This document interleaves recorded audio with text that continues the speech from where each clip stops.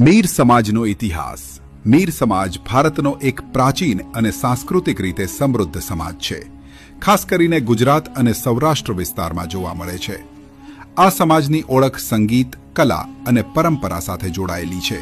શરૂઆત.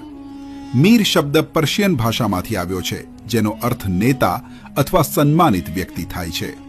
જૂના સમયમાં મીર લોકો રાજા નવાબોના દરબારમાં ગાયક અને વાદક તરીકે કામ કરતા.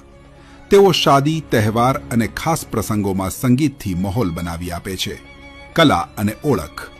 મીર સમાજ ખાસ કરીને ઢોલ, નગારું, શહેનાઈ, કવ્વાલી અને લોકગીતો માટે જાણીતો છે. ગામડામાં આજે પણ મીર લોકો વગર લગ્ન અધૂરા લાગે છે. તેમની કલા પેઢી દર પેઢી ચાલતી આવી છે. સ્વભાવ અને પરંપરા. મીર સમાજના લોકો દિલથી સાફ અને મળતાવળા હોય છે. એકબીજાને મદદ કરવી અને સાથે રહેવું તેમની મોની મોટી ઓળખ છે. ધાર્મિક અને સાંસ્કૃતિક પ્રોગ્રામમાં તેમની ખાસ હાજરી હોય છે. નિષ્કર્ષ. મીર સમાજ માત્ર એક જાતિ નથી, એ એક કલા, એક પરંપરા અને એક ઓળખ છે.